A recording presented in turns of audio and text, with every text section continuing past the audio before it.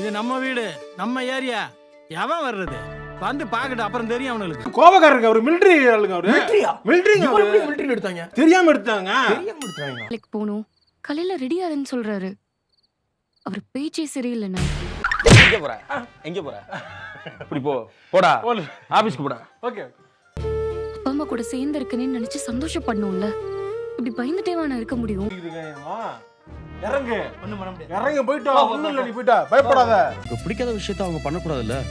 அண்ணே அண்ணே, அவங்களுக்கு எது கஷ்டம்னு நீயே கொண்டு போய் அவங்க விட்டுறாதண்ணே. எப்பா இங்க வா. ஏற்கனவே நான் பட்ட அவஸ்தை பத்தாதா, மேற்கொண்டு நீ வேற கரண்ட் கம்பியில கோர்த்துட்டு போறாராமாப்ல. இப்படிலாம் சொன்ன அப்படியே விட்டாலும் நான்லாம் போக மாட்டேன்ப்பா.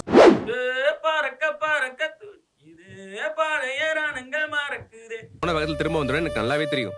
ஐயா, நான் என்னமோ உங்களுக்காக திரும்பி வந்த மாதிரி பேசுறீங்க. இப்போ நீ லா பாயிண்ட் புடிச்சிட்டே. ஒருவனே எனக்கு தெரியும். உன்னால நான் இல்லாம இருக்க முடியாதுல்ல. காசு கூட தராம எஸ்கேப் ஆயிட்டா. அப்பா ஒழுங்கா ரிட்டையர் ஆனா வீட்ல கைய கால வச்சுட்டு சும்மா இருக்கையா.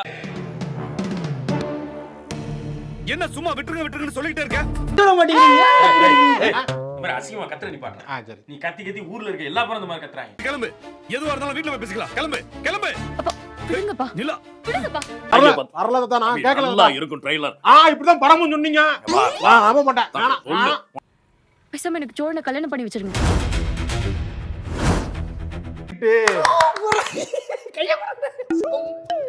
நீங்க ஏன் புக் எழுத கூடாது? ஒரு சோழனை டிவோர்ஸ் பண்ணதுக்கு அப்புறம் இங்க இருக்கிறது தானே உங்களுக்கு பிரச்சனையா இருக்கு.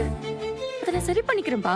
ஓ என்ன அட்டூழியம் பண்றாங்க, வாங்குறாங்க போங்குறாங்க. உங்க சௌரியத்துக்கு வர நக்கலா இருக்கா உங்களுக்குலாம்? எனக்கு சோழனை மறுபடியும் கல்யாணம் பண்ணி வச்சிருங்க.